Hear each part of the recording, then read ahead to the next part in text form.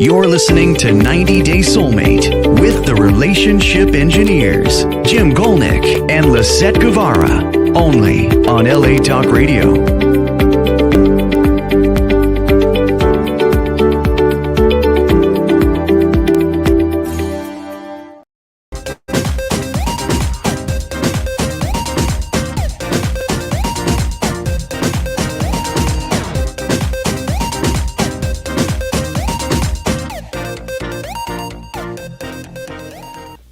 Welcome to 90 Day Soulmate with Lisett and Jim. Today, we're talking about the language quotient.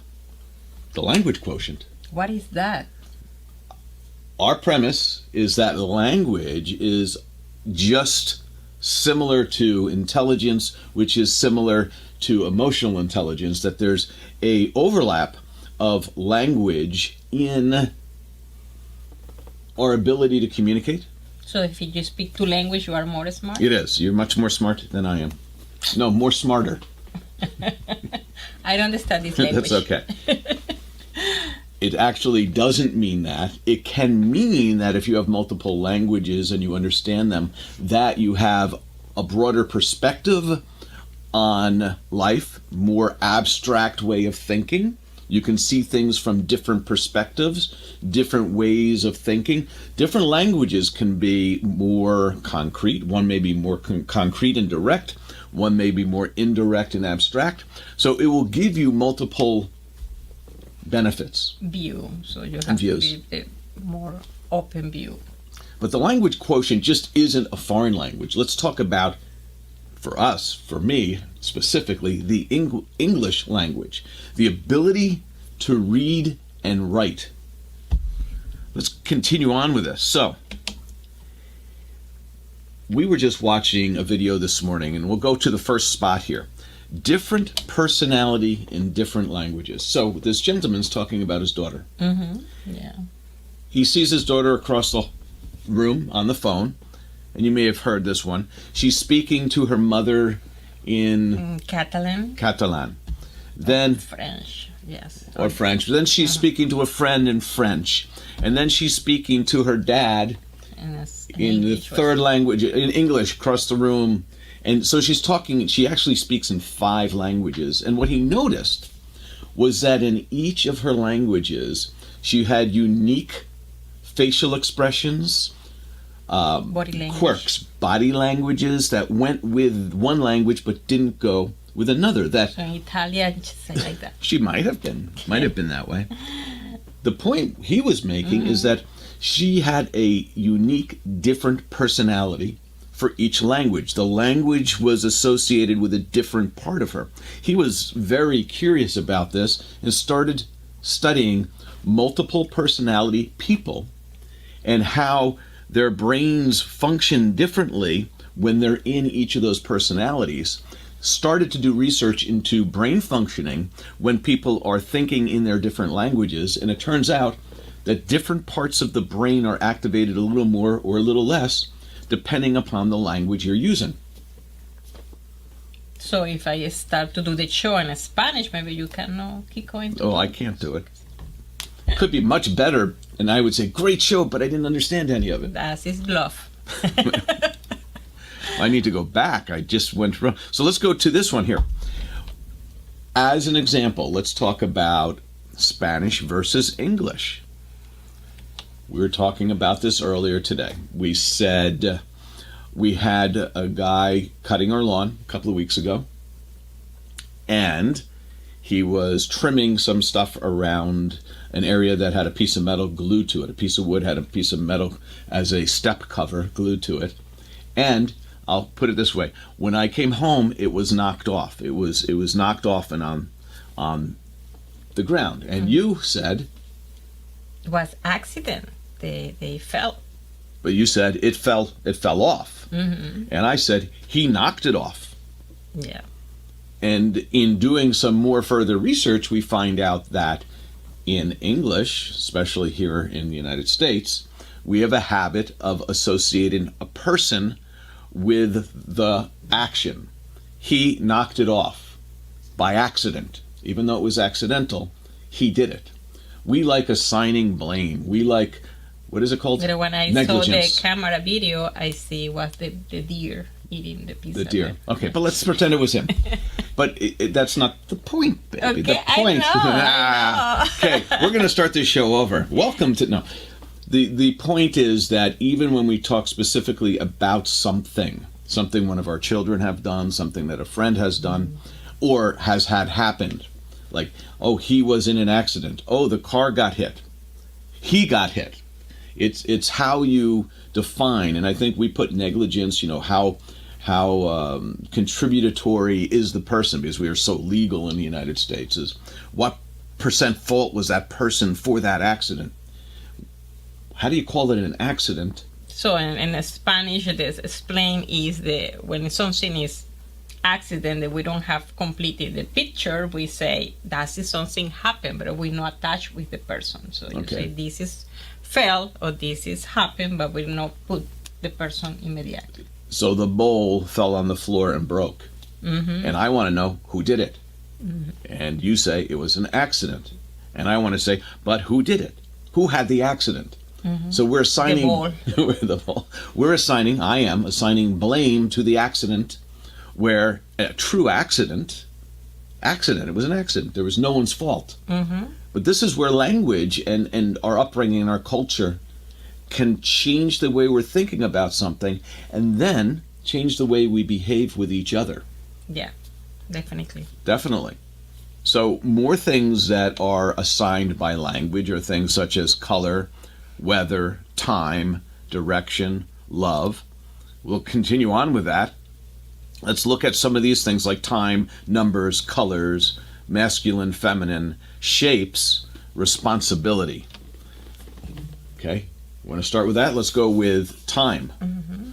So some cultures are really focused on what time you're going to be there and be there on time, and how, like when we talk in New Jersey, hey, how far are you from the mall? I'm 15 minutes. Mm-hmm. And someone else might say, I'm 2 miles. We associate time with distance. Right? I don't know, like if I said in Venezuela, would you be 10 minutes from somewhere or 3 kilometers?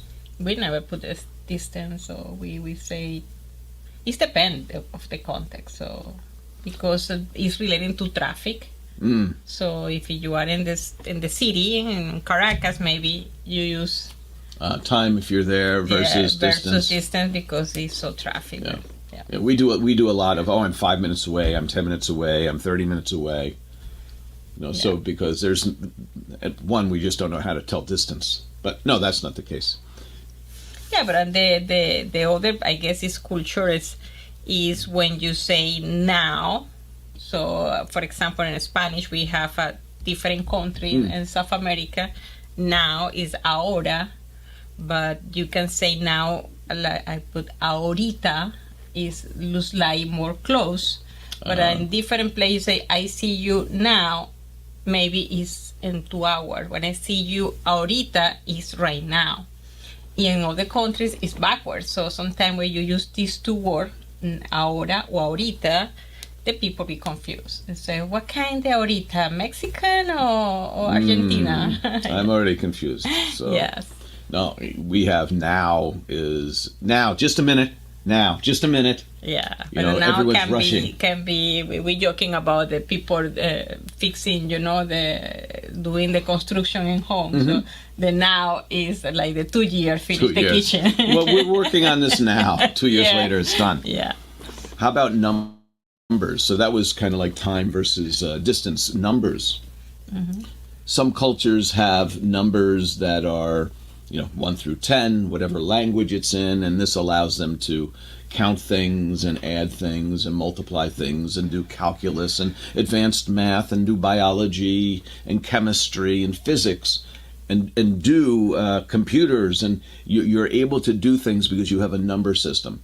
And as we were watching another person on YouTube earlier today, they were talking about some cultures don't have numbers. They have like a bunch. Like you go to get strawberries and it's you're filling this bag with strawberries. I like a bag of strawberries. It's not I like 28 of them. And in fact, they don't even count the numbers. They don't have numbers for these.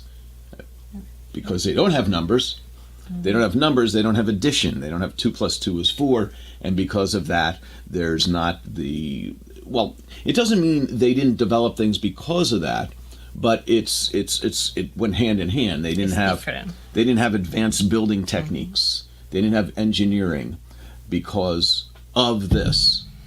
And that gave them a different way of communication.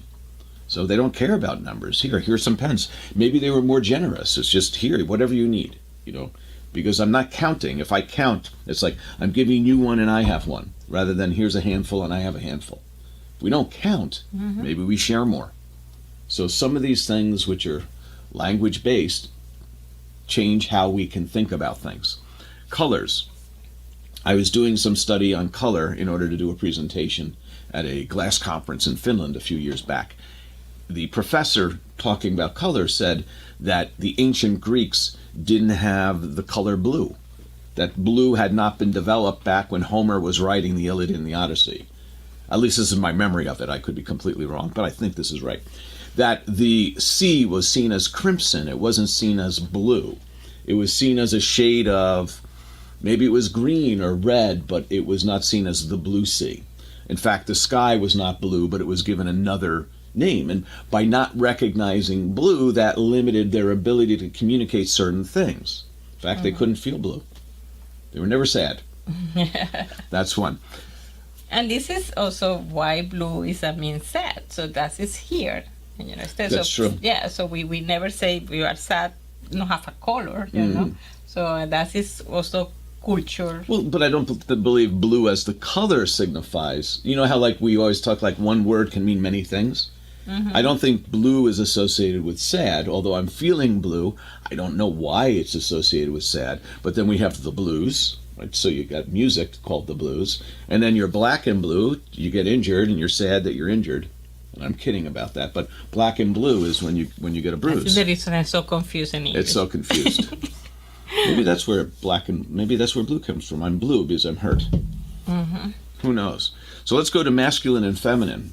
So in German, you have der, die, das, right? He, der being a masculine, die being feminine, and das being neuter or neutral. Okay. In Spanish, you have feminine, masculine, yeah, and some neutral too. But what do you have, el and la? Yeah, so you say el teléfono, la taza is feminine, masculine. Yeah. So different things that are, quote, feminine or masculine, quote, if a cup in one language is determined to be feminine, someone may see drinking from this cup as being more feminine. Where someone else, if it's a masculine term, like, oh, it's masculine. That the designations we put on things, the parameters we put on them, cause us to think about them in different ways. And we may be saying the same thing to somebody who comes from another culture, but they feel about it differently because it has a whole new context, emotional content associated with their thought on it. So language puts together a frame of reference for us to judge everything we speak about. Yeah. Shapes. In Finland doing this presentation, I was showing, and I had people in the audience vote upon different shapes. So I showed them pictures of buildings that had smooth curves, beautiful lines, and then I showed them pictures of other buildings. They were beautiful buildings, but they were very sharp buildings. They had very harsh lines, pointy tops.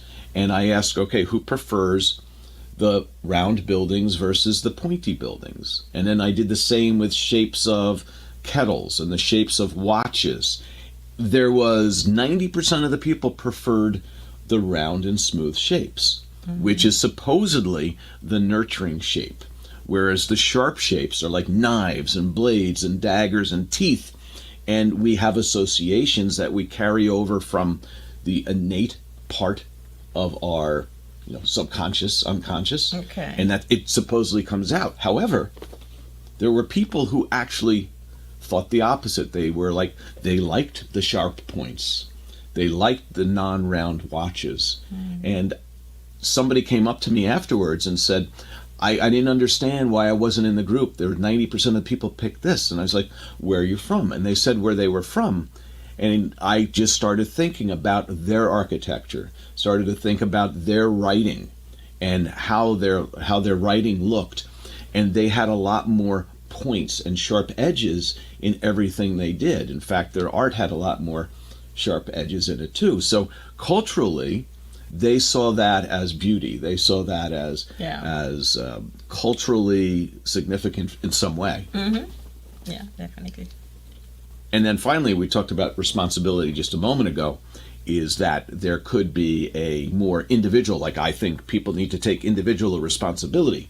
And that's part of language and how we look at things and how we say things. And in other countries, it may be more culturally, they're more connected and they're more loving and they're, you know what I mean? Yeah, yeah. So it's a social, like it's not the person, it's society. And so if somebody has something that happens, it's how can we help them as a society rather than why they're at fault, why they can't do it themselves. Yeah. So we go beyond this now.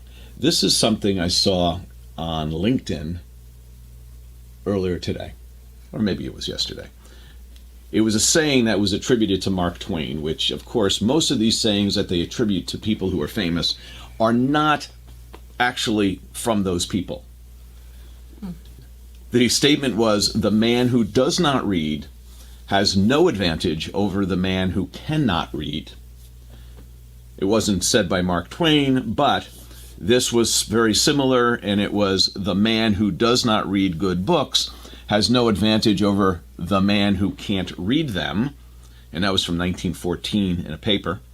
And then lastly, even before that in 1910, "Who can see the barely perceptible line between the man who cannot read at all and the man who does not read at all? The literate, who can but does not read, and the illiterate, who neither does nor can." It's barely imperceptible difference between. And I say that's totally wrong. Why? When we come back, we'll tell you why it is totally wrong. Thank you for watching the first segment of 90 Day Soulmate with Lisett. And Jim. Be back in a minute. Tired of attracting the wrong type of guy, it was time to give something else a try. She got her computer and started to plan and created a process to find her man. Soon she went on a perfect date. And then she knew it must be fate. In just 90 days, that is all it took. How she found her match? It is in the book. 90 Day Soulmate is brought to you by 90 Day Solutions. Welcome back to 90 Day Soulmate with Lisett. And Jim. Today we're talking about language quotient, the impact that language has on our intelligence, the way we communicate. Did you know it also has an impact on our health, our fitness? Oh, really? It does. We're going to talk about that as well. Let's get back to why the person who can read and doesn't is not the same as the person who can't read. And here's the reason. And I'll first tell the reason, and then I'll back it up with my slide that just repeats what I just said. So, of course, I have to be right. Of course. Of course. Let me tell you. Language, speaking, is natural. Right? So speaking is natural. We've been grunting and groaning and making up words for things for years, and it comes out automatically.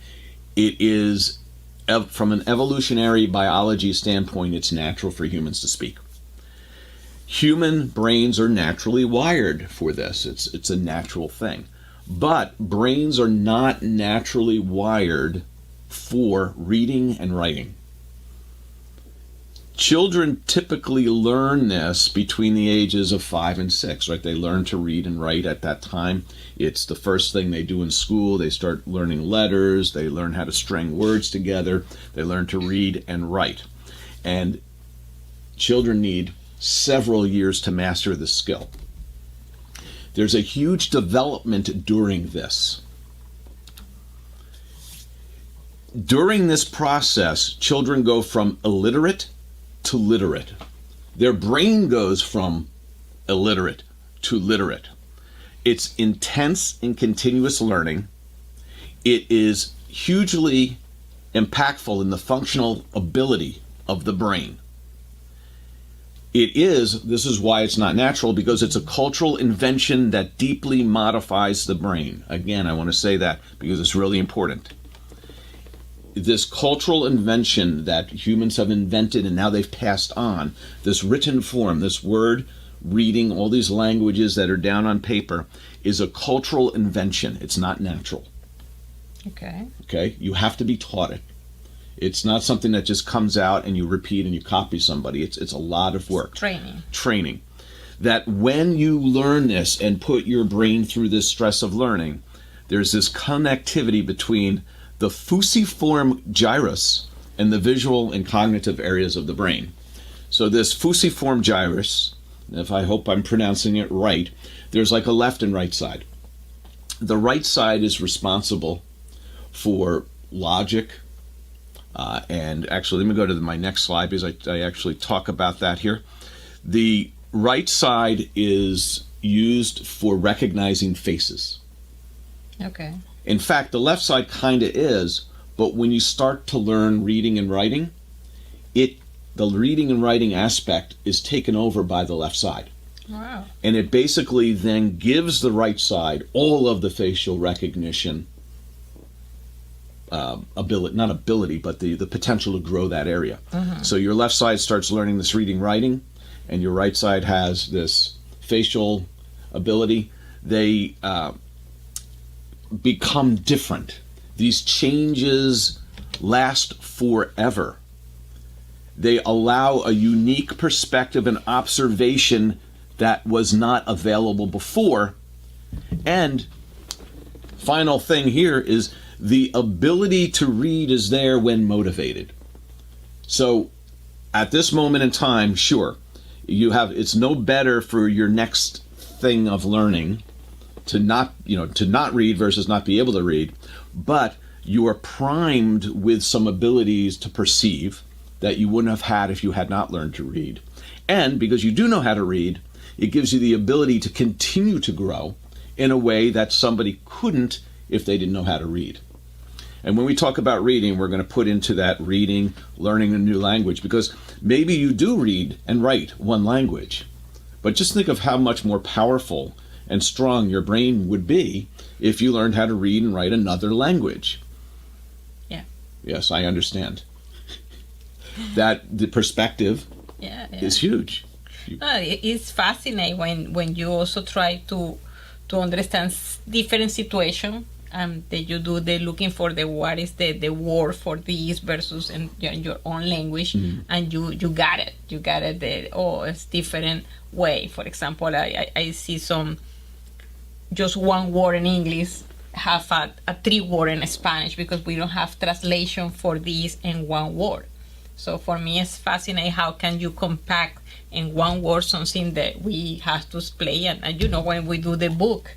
So in Spanish is 10% more pages in Spanish than English because we use more word for explain something. And the way the writing is in Spanish is also different, that the words flow, right? There's the consonants and the vowels, and also they flow differently. The cold Romance language is you see in the music. So when I told you the lyric in Spanish sometimes is so romantic, and I try to do in some lyric in English, and sometimes they're harsh. Yeah, it's like it's singing, just one word. singing love songs in German just doesn't sound the same as a love song in Spanish or Italian. Yeah. You don't see many hit German love songs, do you? No. So what else do we have here? So let's continue on with this and look at. I'm going to try to do this quick because Lisett says I always like this slide. It's a different slide.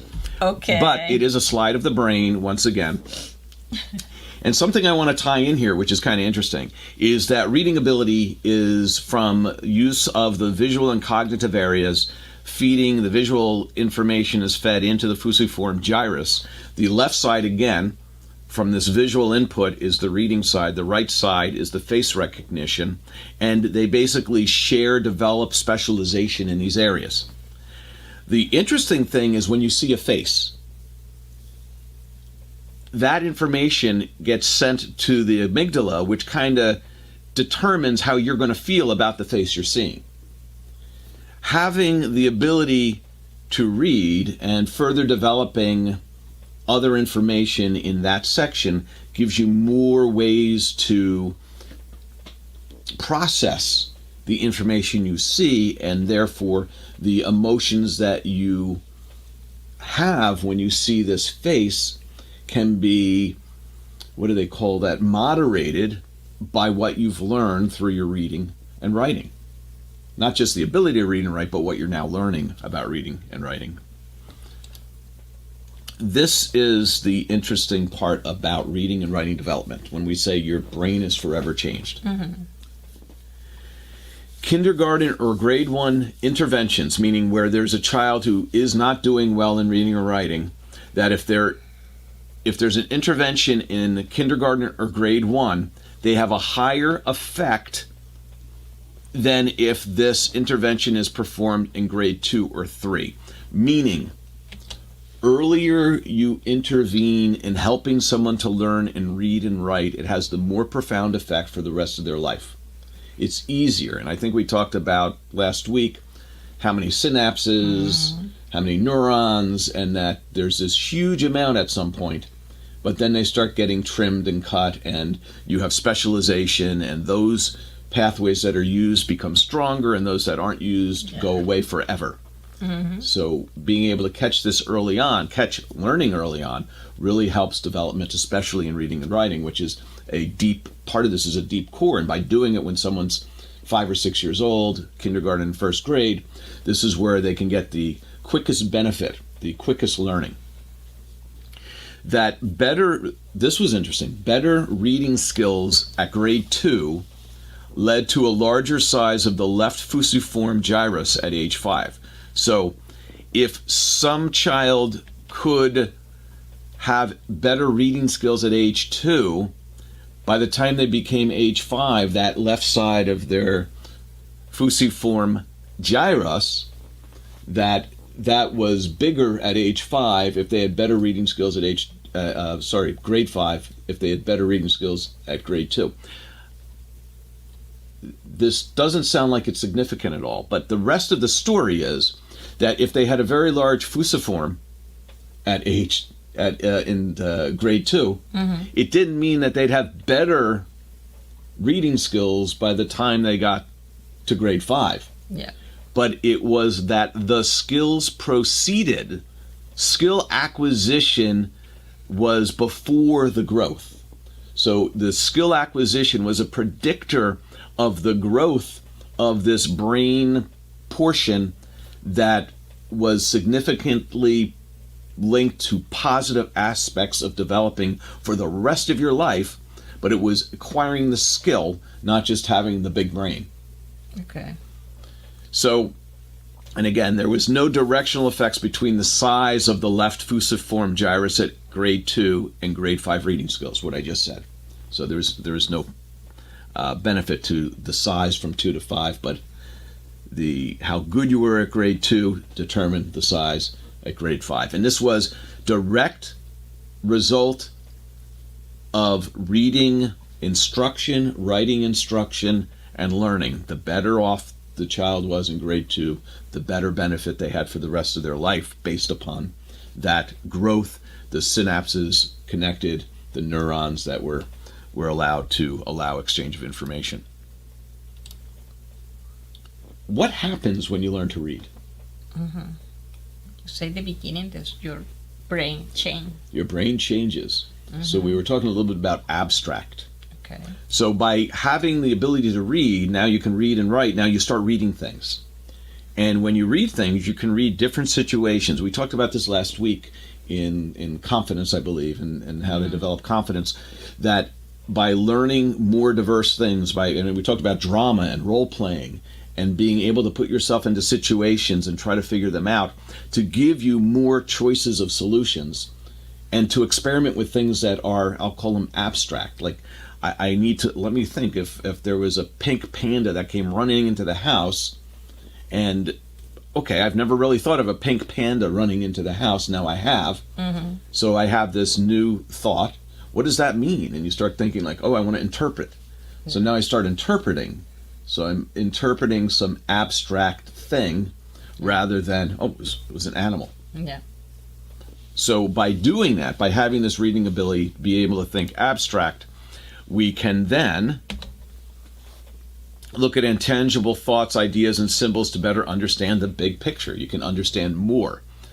That we can now really think about human behavior, biology, culture, societies, linguistics, past and present impacts of all these things on the situation. And lastly, we can look at developing emotional intelligence through language quotient, is that having this ability to read and write in our own language and others, the more that we can expose ourselves to other cultures, more reading on different subjects, the more we can experiment with building our emotional intelligence. And better connection. So remember the Asian, when you're talking about past and present, they don't have the verb. So they have to create the phrase and say tomorrow. Or later or past. So that's, for me, it's interesting because your brain has to clarify. Also for me, when I try to do in English, I don't remember the verb in the past. I create the context to explain something happened in the past or in the future. Yeah. And we're going to actually talk about that as we get towards the end of the show. You talked about Asian, Chinese. We're going to talk about different languages and different languages that are very different from what we know, give the most benefit in our brain development, and did you know, also our health. Yeah. So let's look about concrete thinking. So we were talking about abstract. So concrete are things that we see through our sight, our hearing, our touch, our taste, our smell. This is the physical objects. These are things we can touch, we can smell. They're there. This is here. It's not the concept of a book, it's a book. I have a book, it's physically there. So that's concrete. And then we go to the ability to look at something from a concrete standpoint versus an abstract standpoint. And here's an example. When you look at a painting, it would be concretely looked at.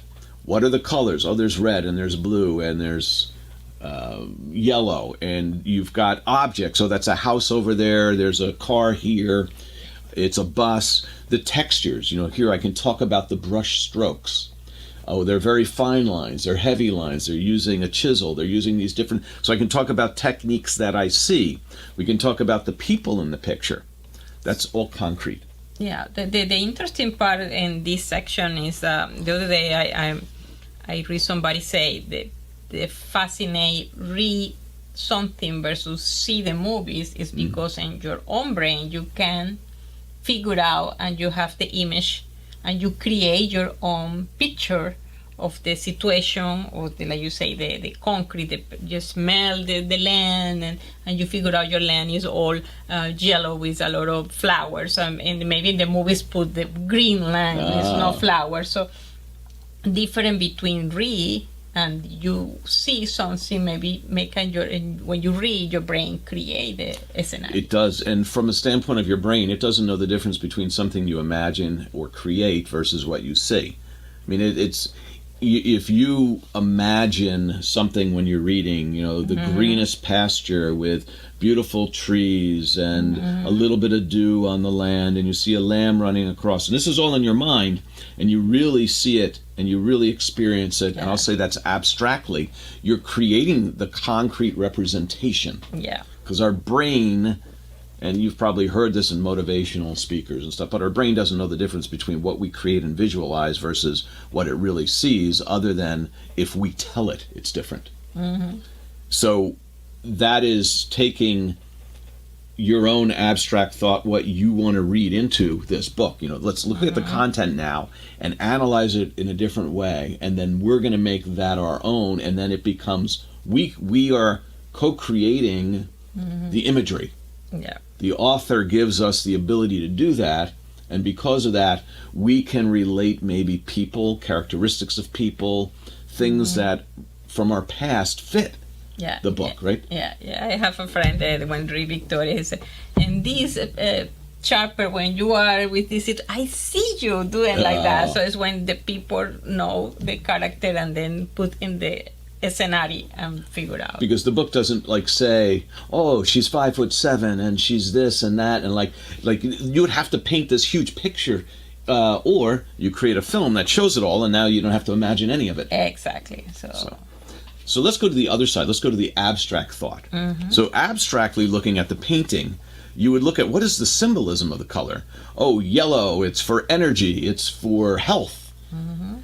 Or it's to bring the warmth of the sun, the feelings. This is a happy painting. The person in it, look at their face. They're giving off this satisfaction because they just completed climbing the mountain. What are the emotions? What's the context? You start looking at this from a standpoint of what's not shown, but what you think is implied. And that's why a painting can impact people differently. Yeah. A book can impact people differently. We're here at Gulnick at Francis Ford Coppola's new winery. Well, they've had it for a few years, but this is his library. Books that he has read over the years that have accumulated in his knowledge and his ability to come up with amazing storylines, beautiful video edits, creativity of films unlike anyone else. Let's take a look at one of the books in his library. Here we have 90 Day Soulmate, How to Find Your Perfect Match in 90 Days by Lisett Guevara and Jim Gulnick. Well, if it's good enough for Francis Ford Coppola, it's good enough for you.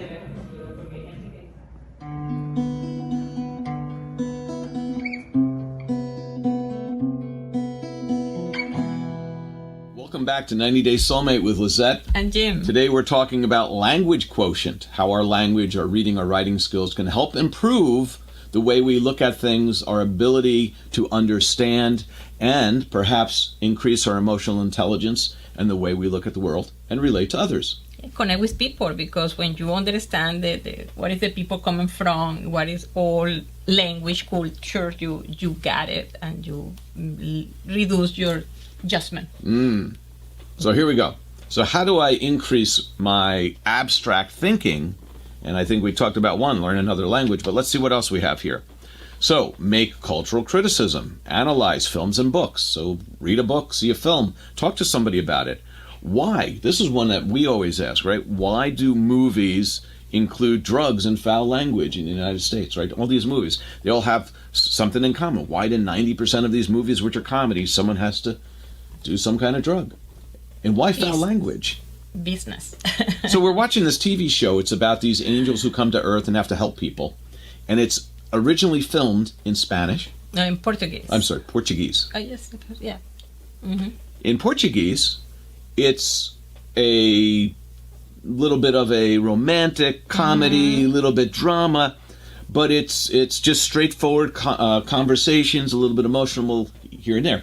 They then convert that to English. So now I watch it in English, and they start throwing in all these curse words. Yeah, it's like, I don't see it in Spanish and Portuguese too. Yeah. And so Lisette's like, this language isn't in these others. It's like, why? So going back to analyzing, why do they put that in? Is that what the people want to see? Do they want to see drugs? Do they want these curses? Or are we is Hollywood trying to dumb down society because we don't need people to be successful? We need more people to be part of the machine. Yeah, that's it. The Matrix. The Matrix. Yeah. What movies or books are there women getting together talking that don't discuss men? That was one that was brought up, that if you see a movie and it's got multiple women's characters in it, when they get together and they talk, what movies are they not discussing men? That was, and these are abstract ways of looking. And it's more of a criticism of, say, the movie industry or the culture of the United States or wherever you are. Symbolism. What's the themes and hidden meanings? The approach. How would you approach a complex problem in a way that kind of hides what the problem is but shows it in a different way? So like Animal Farm, which was a book about animals on a farm and how they interacted with each other and how some ruled over others, and all animals were equal, but some animals were more equal than others. That it's symbolism, analogy of society, and the way to write it as the Animal Farm is that maybe people found that much more interesting to read, and children would find it interesting to read, but they learned something from it. And then philosophy. How do we investigate human nature? Such as, this is one, altruism. Altruism, this is something I remember in college. We had to write a paper about why some people helped or why they didn't help somebody when they were in trouble. Why somebody gives money, to the church. Is it really altruism? Is they just give it? Do they give it because they have to give it? Or do they give it because when they give it, they feel good about giving? Yeah. You believe that you have more money if I give it. That's the other, right? The philosophy of abundance. Yeah. So I give money and it will come back to you in tenfold. Here are ways to improve abstract thinking: brain teasers, puzzles, crossword puzzles, analogies. Try to come up with analogies, compare something to another, see how something. I remember there was a book, and I forget the gentleman who wrote it, but it was on thinking. And he talked about just take anything and say, how is this problem like the tail of a dog? And that was like one of his comparisons. You pick something abstract and then you try to take the problem you have and you try to paint it in this abstract way to just look at it from a different thing. So, what's the tail of a dog? It's the back end. No one pays attention to it, but it's an indication of the emotion of the dog.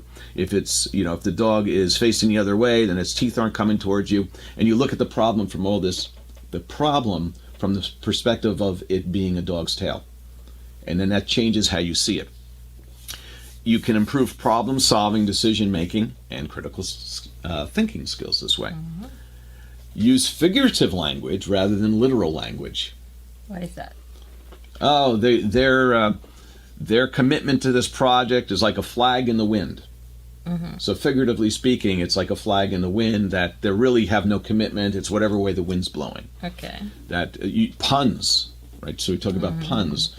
Puns are a way to connect different parts of your brain together all at the same time. So if you're constantly thinking of puns, like you, it can be annoying as heck, but it can also be creative, and it can have you solve problems in a way that others don't, because they're thinking maybe too concretely about things. And lastly, develop your jazz thinking abilities. Think of a jazz player who is playing with the rest of the group, but they're kind of flowing. They don't have a particular picked out, this is the way I'm going, so maybe much more free flowing. So practice your thinking abilities where you don't try to follow direction, but you think outside the box. Lastly, learn to read language later in life. So read and write language. So it's either read it or write later on. So say you don't know how to read or write. Learning later in life, it is possible. Learning a new language later in life is possible. Parts of the cerebral cortex will change that play a role in memory, attention, thought, and language. And you will also increase functional connectivity between deeper regions of the brain, including the occipital lobe. What was interesting about this research was that it's not only changing the new areas of your brain, the neuroplasticity areas where you have new brain growth, but it also changes the connections deep within the core. Okay. So new learning can affect some of that old brain in there too by changing the connections. There's something that we talked about before, which is called synaptic pruning. That's when you don't use something, it goes away. But when you do use something, it does build and strengthen. In fact, you can develop what I consider parallel paths of information, and you can start building stronger paths of information exchange in your brain, which then allows you to make changes throughout the brain, not only in the new areas, but in the connections between the old and the new. A core network associated with reading is activated no matter what writing system people learn. So if you learn a new writing system or learn any writing system, a core network is changed in the brain. It's activated when you learn. Additional parts of the brain change depending on what kind of writing system is acquired. And as I promised, we talked about Chinese, Asian writing, symbolic writing, Arabic, or even music notation was shown to cause the right cortex to get more activation. And also, that just made me think when I learned language for programming computer, So when I was in the university, that you have like the Pascal, COBOL, BASIC. So it's on different language, different symbology, but it's fascinating how you learn to program and your brain development. Your brain develops, and it then develops different ways of thinking beyond that. So everything you learned in college has created a pathway in your brain, or multiple pathways, for you to think. Anything you learned in elementary school, it's all helpful. And also anything you learn now is helpful in continuing to develop your brain. Your brain. Well, I'm being very creative with my use of words. My language words. Your language. Learning to read language later in life. Studies have shown learning to speak a second language can improve brain resilience. It can help prevent diseases like dementia later in life. The new processor ability equals increased perspectives. It allows you to think about more things, more ways of thinking. And like we always like to say, neuroplasticity is your friend. Also, synaptic pruning. Don't use it, you'll lose it. That's the one thing. So use what you want to learn. But the good thing about that, and this is why I think it's amazing, is that if you want to be totally different in a number of years, start thinking about what you want to do, not what you want to get rid of. Stop thinking about what you want to get rid of. The way your bad thoughts, your bad actions, you just start ignoring them. Focus on your good thoughts, your good actions. You'll build stronger, better pathways towards those actions, and your brain will automatically start cutting off the connections to those things that drove you into the wrong directions and into those wrong decisions. Final thoughts? Read. Learn. Increase your language-written skills. Try things such as music, math, hobbies, additional things you can learn. Increase your abstract abilities. Build your brain, self-actualize, grow in the direction you want to grow, become the person you want to become, get stronger in the areas that you think would really benefit you. You'll get improved health, physical, mental, and spiritual. Thank you for watching 90 Day Soulmate with Lisett and Jim. Have a great week. See you next week. You're listening to 90 Day Soulmate with the Relationship Engineers, Jim Gulnick and Lisett Guevara, only on LA Talk Radio.